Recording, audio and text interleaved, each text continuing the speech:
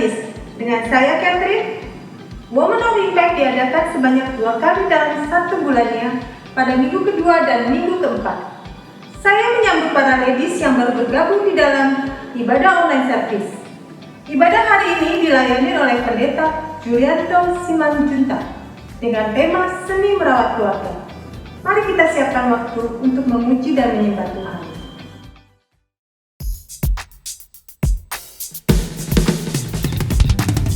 Shalom jemaat yang bersukacita di dalam Tuhan. Sebab ada tertulis, setiap bumi ini akan dipenuhi dengan pengetahuan tentang kemuliaan Tuhan. Seperti air yang menutupi dasar lautan. Kita percaya dengan segenap iman kita. Apa yang kita nyanyikan itu yang tergenapi. Katakan, dari utara ke selatan terdengar pujian bagi Allah. Dari barat sampai ke timur, nama Yesus disanjung tinggi. Dari pulau-pulau, lembah-lembah, gunung-gunung yang tinggi, kemuliaannya disaksikan, kebesarannya diciptakan. Yesus, Yesus, nama Yesus disanjung tinggi. Dari pulau-pulau, lembah-lembah, gunung-gunung yang tinggi, Allahku dahsyat berkuasa, seluruh bumi sujud menyembah, tinggikan nama-Mu. Allahku dahsyat berkuasa, seluruh bumi sujud menyembah, tinggikan nama-Mu. Kemuliaannya disaksikan, kebesarannya diciptakan. Yesus, Yesus, nama Yesus, hanya nama-Mu, nama Yesus disanjung tinggi. Dari pulau-pulau, lembah-lembah, gunung-gunung yang tinggi. Come on. Allahku dahsyat berkuasa, seluruh bumi sujud menyembah, tinggikan nama-Mu. Allahku dahsyat berkuasa, seluruh bumi sujud menyembah, tinggikan nama-Mu. Biar Kau dengar setiap nyanyian iman kami ya Tuhan. Setiap pulau, setiap suku bangsa sujud menyembah satu nama, satu Raja, Yesus. Katakan, dari pulau-pulau, lembah-lembah, gunung-gunung yang tinggi. Dari pulau-pulau, lembah-lembah, gunung-gunung yang tinggi.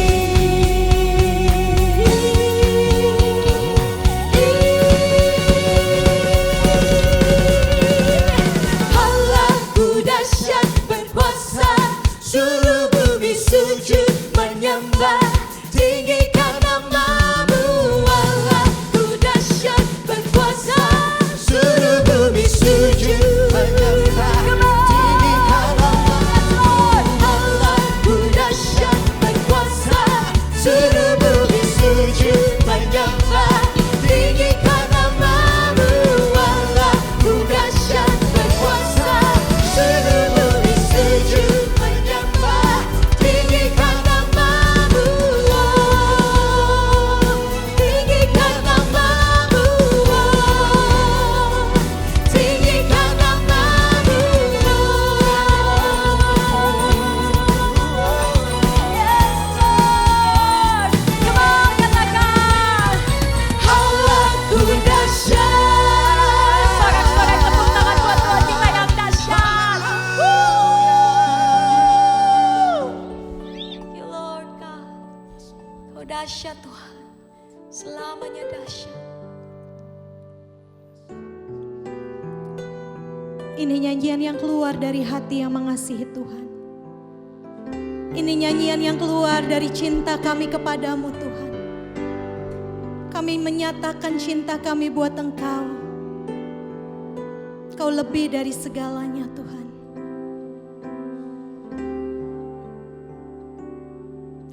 Yesus, ku cinta Kau, ku tinggikan, ku agungkan. Aku kan memuji-Mu, baik di dalam suka dan duka.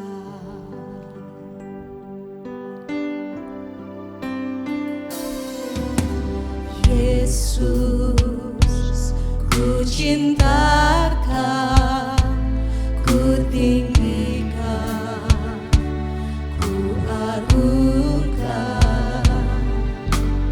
Aku kan memuji-Mu, baik di dalam suka dan duka. Sebab Kau layak terima pujian, sebab Kau layak terima pujian, sebab Kau layak ku agungkan. Yesus, Raja di atas segala raja.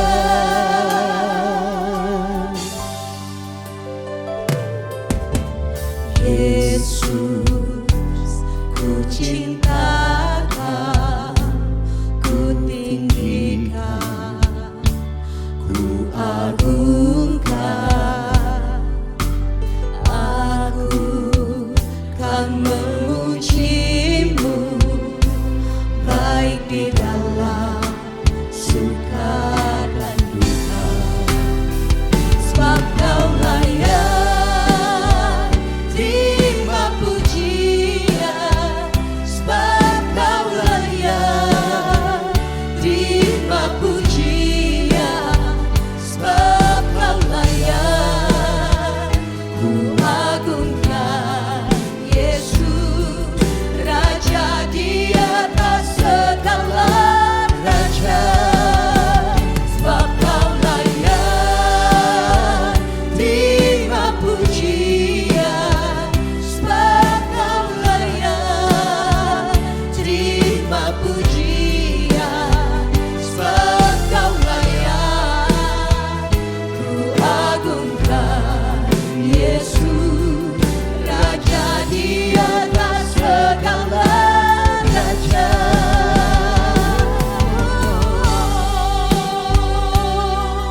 Engkau Raja di atas segala raja. Kami menyembah-Mu ya Tuhan, karena kami mengasihi Engkau lebih dari segalanya. Engkau yang terutama dalam hidup kami, Engkau yang utama dalam hati kami ya Tuhan.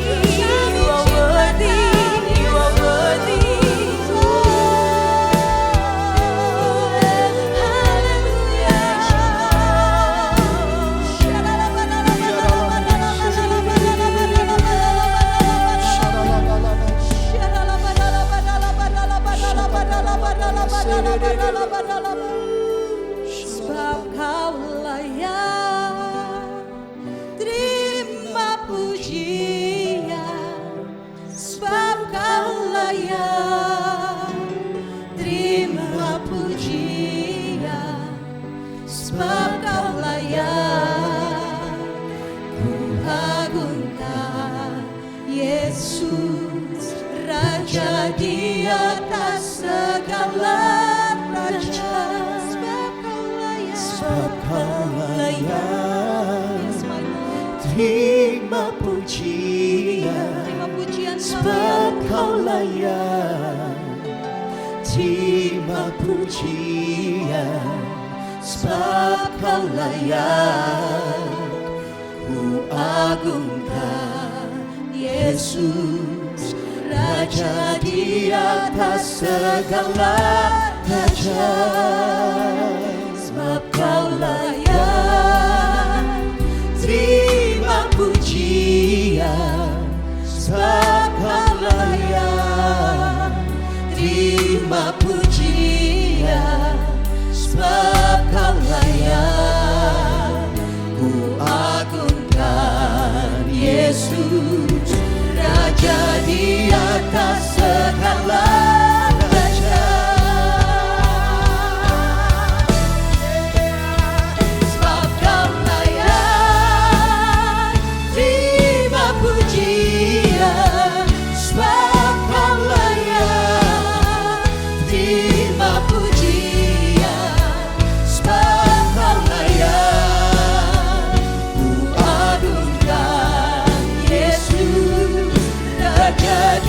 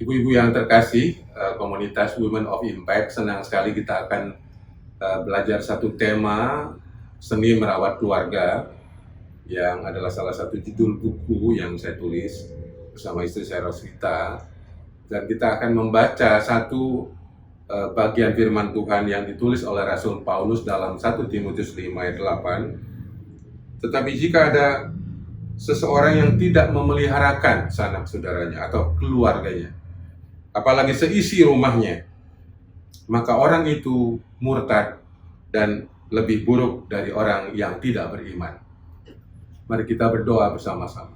Tuhan yang makasih, kami bersyukur dalam komunitas Women of Impact, Tuhan sudah bekerja dan memimpin kami semua.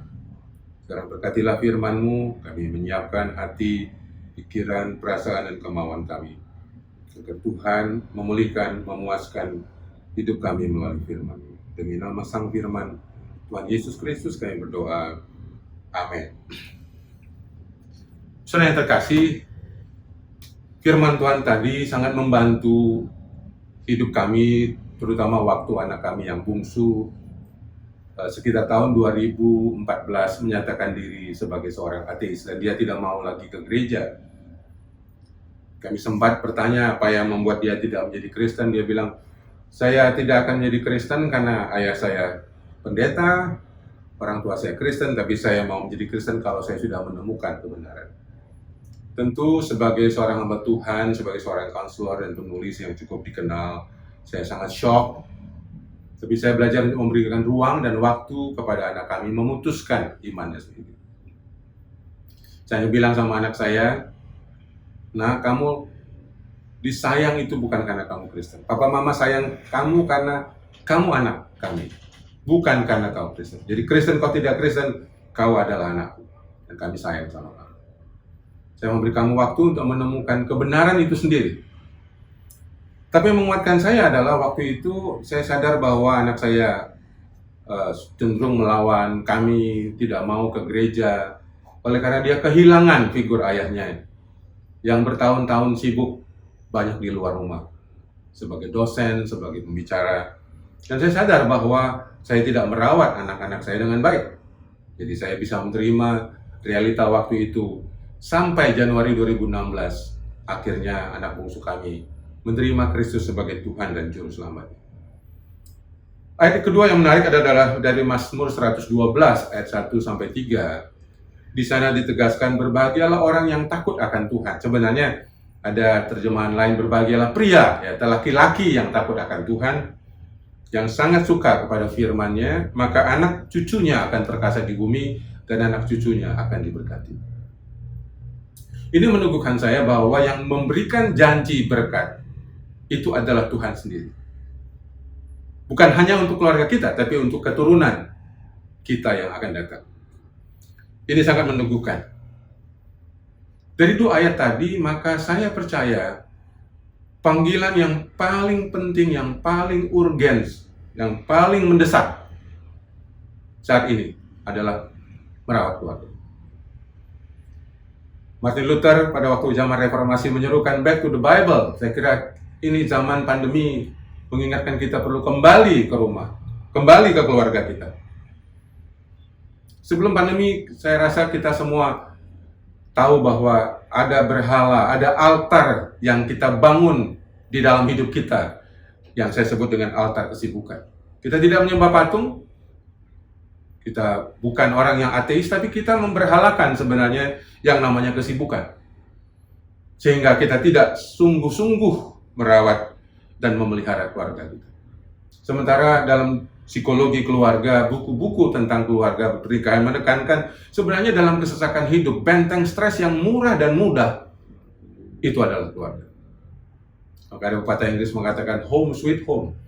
Di sana kita menikmati keindahan dan kemanisan dan kenyamanan dalam hidup kita. Kita boleh stres, tertekan di dunia kerja, dalam dunia pelayanan, dalam dunia apa saja. Tapi ada satu miniatur surga yang diberikan kepada kita, di mana di sana kita bisa merasakan kehadiran Tuhan dan di sana kita merasakan berkat-berkat Tuhan. Bukan di gereja. Gereja bukan tempat mencari berkat Tuhan. Berkat Tuhan itu ada di rumah.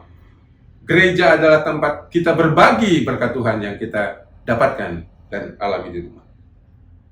Ada beberapa alasan kenapa kita perlu merawat pernikahan, merawat keluarga, merawat anak-anak kita. Yang pertama, dalam sejarah keselamatan, keluarga itu adalah berkat terbesar kedua setelah penebusan. Sudah tahu dalam Alkitab dicatat bahwa juru selamat itu lahir di dalam dan melalui keluarga Yusuf dan Maria dari leluhur Abraham, Daud, dan seterusnya. Jadi saudara, tidak ada berkat yang lain yang betul-betul disediakan oleh Tuhan kepada manusia, yaitu keluarga. Melebihi semua posisi, harta, tahta, karena satu-satunya yang akan kita bawa kepada kekekalan, berdiri di depan tahta Tuhan yang kekal, itu hanyalah keluarga. Yang lain kita tinggal. Waktu kita dipanggil Tuhan, semua harta, semua jabatan, semua kekayaan, semua posisi, semua nama baik, kita tinggalkan. Jadi kita akan menghadap tahta Tuhan bersama dengan orang-orang yang kita cintai, keluarga kita. Yang kedua, saudara, kenapa kita perlu merawat keluarga dan pernikahan kita? Karena dalam sejarah Alkitab, keluarga menjadi sasaran utama iblis dan kuasa-kuasa kegelapan. Cerita Ayub, kita tahu semuanya. Bagaimana iblis merusak dan menghancurkan keluarga Ayub. Dia berusaha menghancurkan seluruh fondasi dalam hidup Ayub. Tapi kita bersyukur, memang istrinya kemudian meninggalkan dia, tetapi Ayub tetap setia pada panggilan itu. Dan saudara dan saya, keluarga kita juga menjadi sasaran daripada kuasa kegelapan. Sadar atau tidak, langsung apa tidak, mungkin bukan dalam bentuk serangan kuasa kegelapan dalam arti mistis, dalam arti sihir, bukan. Tapi salah satu serangan itu adalah, sekali lagi, kesibukan. Membuat kita mengabaikan, menelantarkan ya keluarga kita, anak-anak kita. Dan yang ketiga, sekali rusak. Nah ini, sekali rusak itu memperbaikinya susah sekali. Sebagai konselor, saya merasakan betapa beratnya proses membimbing, mendampingi, mengcounseling keluarga, dan juga tidak sedikit yang tidak bisa mendapatkan bantuan. Karena kebanyakan datang dalam kondisi sudah kronis, kritis, krisis, stadium 3, kebanyakan stadium 4, dan mereka malas counseling, berpikir 2 kali bisa datang kepada konselor bisa selesai, tidak mungkin. Karena masalahnya sudah 5 tahun, 10 tahun, 20 tahun. Apakah kita bisa menyulap 2 kali counseling bisa pulih? Tentu tidak, perlu ketekunan. Dan yang paling memprihatinkan adalah kerusakan itu kalau tidak diperbaiki, itu diwariskan. Anak-anak akan mewarisi nilai keluarga, ya, tujuan keluarga, emosi-emosi orang tua, ya, tradisi-tradisi keluarga. Maka kalau kita mewariskan sesuatu yang rusak, yang sudah tidak berfungsi dari pernikahan kita, maka anak cucu kita akan meneruskan. Dan kita akan pada waktu tua kita sedih karena melihat anak-anak kita juga mengabaikan cucu-cucu kita. Tapi jangan lupa itu sumbernya dari kita. Dan yang keempat, kenapa Alkitab sangat menekankan pentingnya merawat pernikahan dan keluarga kita, merawat anak-anak kita, karena ada satu jabatan yang sangat istimewa yang diberikan Tuhan kepada saudara dan saya, yaitu menjadi suami atau istri dan menjadi orang tua bagi anak-anak kita.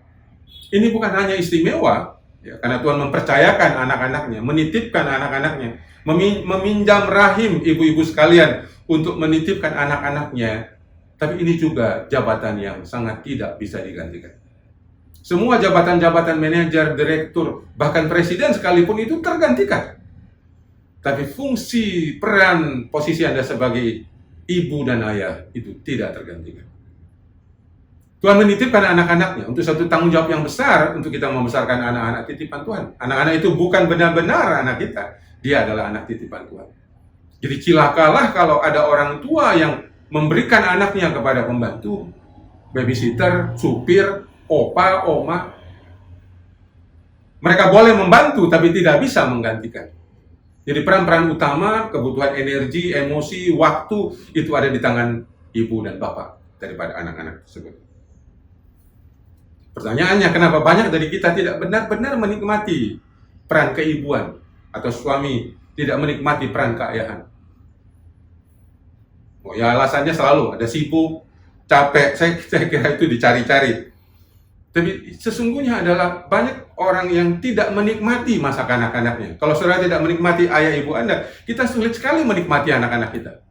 Kita boleh berfungsi sebagai ibu, tapi kita tidak sungguh-sungguh bersyukur, bergembira. Mungkin kita ngomel, ya, cerewet, bawel. Kita tidak merawat anak-anak dengan sukacita dan kegembiraan yang besar. Sekali lagi, mereka yang tidak menikmati masa kanak-kanaknya akan sulit menikmati anak-anaknya. Kalau Anda tidak menikmati ayah Anda akan punya masalah dengan peran suami yang adalah ayah dari anak-anak Anda. Saudara-saudara yang kekasih, sekali lagi, ini panggilan yang sangat penting. Menjadi orang tua bagi anak-anak kita, menjadi pasangan bagi suami kita. Sekiranya setelah panggilan menerima Kristus, panggilan untuk bertobat, menerima Tuhan sebagai Juru Selamat, panggilan terbesar kedua itu adalah merawat pernikahan dan merawat keluarga kita. Ada alasan yang kelima, kenapa Tuhan meminta kita merawat keluarga kita baik-baik. Sampai dikatakan yang tidak memelihara keluarganya itu adalah orang murtad dan lebih buruk daripada ateis atau orang tidak beriman. Karena rumah itu adalah sekolah iman. Tempat pembentukan dasar-dasar iman seorang anak itu adalah di rumah, terutama di bawah 6 tahun. Karena anak-anak belum bisa berpikir secara abstrak. Dia hanya bisa berpikir secara konkret. Dia akan tahu bahwa Tuhan itu maha hadir kalau ibunya hadir di rumah. Kalau ibunya maha hadir di mana-mana, di arisan, di keluarga, di gereja, di komsel. Sementara dia tidak merasakan kehadiran ibunya, apakah dia bisa bebas dari kecemasan karena tahu Tuhan hadir? Nggak bisa. Karena kehadiran Tuhan dirasakan anak-anak dari kehadiran ibunya, kehadiran yang sungguh-sungguh. Sulit anak-anak mengerti Tuhan Maha Kuasa, Tuhan akan menolong. Kalau dia punya papa tidak hadir dan tidak membantu. Sulit mengerti Tuhan itu Maha Kasih, Maha Pengampun. Kalau papa mamanya suka menghukum, suka mendiamkan, ya, menyimpan kemarahan berhari-hari kepada anaknya, dia sulit mengerti Tuhan itu Maha Kasih karena secara konkret dia melihat orang tuanya sering bertengkar, tidak cakapan. Terus sekali lagi, rumah adalah tempat anak mengenal tentang konsep Tuhan, iman, kebenaran. Sampai seorang yang bernama James Fowler, ya, saya suka James Fowler. Dia mengatakan bahwa anak yang dibesarkan dengan kasih sayang oleh orang tuanya jauh lebih mudah beriman di masa dewasa. Jadi kalau ada fondasi iman anak-anak kita menjadi tawar, menjadi hambar, menjadi rapuh, saya rasa asal-usulnya adalah karena mereka tidak melihat Tuhan dalam hidup kita. Yang keenam, selain sekolah iman, rumah juga adalah universitas keluarga. Menjadi guru ada sekolahnya, menjadi dokter ada sekolahnya, menjadi pendeta ada sekolahnya, menjadi konselor ada sekolahnya, tapi menjadi orang tua, suami atau istri, sekolahnya hanya satu, di rumah. Sesuai di rumah lah anak-anak kita belajar nilai, kehadiran, peran-peran keayahan, keibuan, kesuamian, keistrian. Dia melihat orang tuanya menjadi buku, kita menjadi guru yang bisa dibaca oleh anak-anak kita. Anak-anak kita belajar dari sinetron perkawinan kita, hari demi hari, minggu demi minggu, tahun demi tahun, sampai pada akhirnya dia menikah. Dan saudara tahu, pernikahan ini bukan hanya resepsi, bukan hanya pemberkatan, ini adalah upacara wisuda. Anak laki-laki kita lulus menjadi suami, anak perempuan kita diwisuda menjadi istri. Dan Anda dengan bangga mengatakan, nah, ya, ikuti teladan mama. Ya udah, kau lihat mama sebagai istri, ya, jadilah istri yang baik. Tiru mama, ya. Nah, ini kalau Anda berani mengatakan itu kelulusannya bisa dipertanggungjawabkan. Ada 5 fakultas di universitas ini. Ada fakultas suami, ayah, fakultas ibu, fakultas istri, dan fakultas anak. Anak-anak kita juga akan belajar menjadi anak dari ayahnya, menjadi anak yang baik buat kakeknya atau opanya atau opungnya. Kalau dia melihat ibunya jarang ke rumah opungnya, bapaknya jarang ke rumah kakeknya, malah tidak cakapan, jarang berbuat baik, jangan lupa nanti waktu Anda tua, anak akan melakukan hal yang sama kepada Anda. Karena kita mewariskan sesuatu nilai yang buruk tentang apa itu anak yang berbakti. Terus yang ketujuh adalah keluarga itu menjadi tempat Tuhan memberkati kita. Kita perhatikan baik-baik, Tuhan memberkati kita di dalam dan melalui keluarga. Bukan gereja, bukan negara, institusi yang Tuhan pilih untuk memberkati umatnya adalah keluarga dan pernikahan. Itu Itu sebabnya dalam Mazmur 133 dikatakan dalam keluarga yang rukun, dalam komunitas yang rukun, Tuhan memerintahkan berkat ke sana untuk selama-lamanya. Ya, dalam keluarga rukun, berkat Tuhan turun.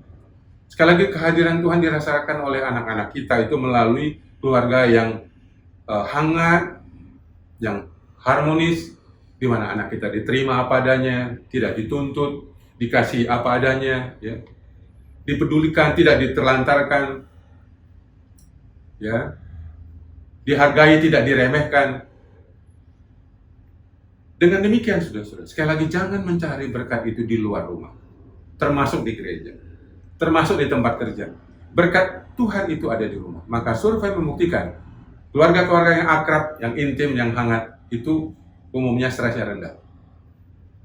Ada ibu masih ingat waktu hamil tua, melahirkan, terus walaupun susah selama hamil, sakit waktu melahirkan, tapi dengan dukungan istri, kasih sayang dari suami, dari suami, saudara akan lebih kuat karena ada pendampingan, bantuan, pengertian, dukungan daripada suami Anda. Sudah lebih kuat menghadapi semua realita itu. Sama anak-anak kita ketika dia sakit, demam, batuk, kita ibu-ibu peluk, bapak-bapak peluk, dia langsung kuat, dia langsung bermain lagi. Kenapa? Dia merasa dicintai dan dikasihi oleh orang tuanya. Sekali lagi, saudara, keluarga itu seperti miniatur surga, di mana anak-anak bisa melihat, keluarga kita bisa melihat keindahan Tuhan, kemuliaan Tuhan melalui keluarga yang saling mengasihi. Susahnya ini tidak mudah, tapi kita perlu kembali ke rumah kita untuk merawat pernikahan kita. Saya pernah abai, saya pernah lalai, dan tanggung jawab saya sebagai seorang suami pada awal-awal karir saya sebagai seorang pendeta tahun 91 sampai 96. Hubungan kami sangat buruk, hubungan saya sama Roswita sangat miskin. Dan saya memutuskan berhenti sebagai seorang pendeta dan gembala. Saya pergi sekolah counseling selama 4 tahun dan hubungan kami dipulihkan. Hubungan saya memburuk tahun 2012 sampai 2015 dengan anak bungsu kami terutama, dan saya sengaja pindah dari Jakarta ke Salatiga menemani anak saya sekolah di sana sampai tamat. Dan sudah saya ini satu pengalaman yang saya ingin bagikan. Bahwa kalau kita boleh kehilangan apa saja dalam hidup kita, tapi jangan sampai kehilangan anak kita, kehilangan pernikahan kita. Ini terlalu mahal, ini berkat yang begitu indah, begitu besar, sampai Alkitab memberikan nama buat anak. Anak itu adalah milik pusaka. Istri itu adalah kasih karunia. Suami itu adalah kasih karunia. Saudara, pemberian Tuhan ini bernilai kekal yang kita perlu hargai, dan sampai nanti kita sakit, tua, atau sekarat. Saudara, siapa yang menemani? Teman, sahabat, pendeta, jemaat, semua yang menemani kita yang adalah yang terdekat. Suami atau istri, anak-anak. Apa yang kita tabur itu kita akan tuai. Kita harus sadarin itu. Apa yang kita tabur ini bukan dalam bentuk uang, tapi juga waktu, perhatian, emosi, mendengarkan, kehadiran, nilai, karya. Semua ini kita akan wariskan. Ayah mertua saya, almarhum Profesor Andrea selalu mengatakan, kita perlu memiliki kualitas hidup yang baik. Artinya adalah kita mewarisi hal-hal baik dari atas, dari leluhur kita, dari orang tua kita. Ya, baik itu nilai, kehadiran, teladan, tapi juga kualitas mati yang baik. Ya, kita tidak cukup sukses hidup, kita perlu mati yang sukses. Yaitu mewariskan hal-hal yang baik kepada anak cucu kita. Sama, nama, nilai, karya, kehadiran, teladan. Jadi salah satu yang akan meneruskan karya, yang akan meneruskan nilai, tradisi, dan teladan keluarga kita adalah anak-anak kita, yang diteruskan kepada cucu-cucu kita. Sesuai, jangan sampai kita suatu hari menyesal oleh karena kita mengabaikan, menelantarkan kebutuhan anak-anak kita, terutama kebutuhan emosi. Dan jangan lupa, suatu hari mereka akan meninggalkan kita, dan mereka akan ingat. Mereka akan tahu menghargai kita sebagai orang tua. Karena mereka tahu dirawat, mereka tahu diperhatikan, mereka tahu dipedulikan, mereka tahu dikasih. Hal yang sama ketika kita tua, mungkin juga sudah sakit, mereka akan membalas. Ya, bukan membalas, mengembalikan penghargaan itu Ya, memang anak tidak punya tanggung jawab utama kepada orang tuanya, tapi setidaknya dia punya hak istimewa, ya, menolong orang tuanya ketikanya tua, sakit, dan sekarang. Saudara yang terkasih, kiranya Tuhan akan menolong kita untuk memikirkan kembali apa yang disampaikan dalam 2 ayat pembukaan tadi. Dalam 1 Timotius, Tuhan bilang, siapa yang tidak merawat keluarganya, dia lebih buruk daripada ateis. Jangan sampai kita akan memberikan teladan yang contoh yang buruk kepada anak-anak kita. Dan yang kedua adalah Tuhan berjanji dia akan memberkati kita di dalam dan melalui keluarga. Anak cucu kita akan diberkati. Anak cucu kita akan dipelihara. Sekali lagi, anak-anak itu bukan milik kita. Anak-anak itu adalah titipan Tuhan. Ini tanggung jawab yang sangat besar, sangat istimewa. Satu lagi, tidak tergantikan. Rumah itu juga sekolah iman. Dia seperti universitas keluarga, tempat belajar nilai-nilai, fungsi-fungsi kesuamian dan keistrian, fungsi-fungsi kekayaan dan keibuan, itu anak-anak semua belajar dari universitas keluarga yang saya bilang tadi dengan 5 fakultas. Fakultas suami, fakultas ayah, fakultas istri, fakultas ibu, dan fakultas anak. Pada akhirnya, saya mau mengatakan sekali lagi, Alkitab menegaskan Tuhan memberkati kita, itu di dalam dan melalui keluarga. Dalam keluarga yang rukunlah berkat Tuhan turun. Sudah begitu indah berkat Tuhan ini. Sampai disebut anak itu kasih karunia, milik pusaka, dan istri itu dan suami itu adalah kasih karunia. Kiranya Tuhan meneguhkan pernikahan kita, keluarga kita, dan relasi-relasi terdekat kita dengan pasangan, relasi kita dengan anak, dan Tuhan juga memulihkan hubungan-hubungan itu. Jika sudah tertarik belajar ilmu counseling dan parenting untuk merawat, memperkuat pernikahan, silahkan download aplikasi Theodorus. Di sana ada informasi sekolah counseling, buku counseling, rumah-rumah counseling kami di seluruh Indonesia, atau mengikuti Instagram keluarga_kreatif. Saya Julianto Semajuntak dari Lembaga Counseling Keluarga Kreatif, sangat bersyukur boleh menyampaikan kebenaran firman Tuhan ini. Marilah kita berdoa. Tuhan, kami bersyukur karena Tuhan memberikan kami keluarga dan mengingatkan kami betapa pentingnya merawat pernikahan kami. Bila kami rahmat dan berkat untuk merawat, memelihara keluarga kami, juga untuk memulihkan relasi-relasi kami yang saat ini sedang rusak, sedang tidak berfungsi, bantu kami untuk memulihkannya. Bantu kami mungkin pergi mencari orang yang bisa kami percaya, konselor yang bisa membantu kami memulihkan hubungan-hubungan ini. Demi nama Tuhan Yesus, kami menaikkan doa ini. Amin. Terima kasih Pendeta Julianto untuk pelayanannya hari ini. Firman ini sangat memberkati kami semua. Keluarga adalah tempat di mana Tuhan memberkati kita dan menjadikan kita orang tua sebagai perwakilan Tuhan. Anak-anak bisa bertumbuh imannya menjadi orang yang mempunyai gambar diri serupa dengan Kristus. Jangan lupa ladies, apabila diberkati dengan firman hari ini, share link online service hari ini agar bisa memberkati banyak orang. See you ladies and God bless you.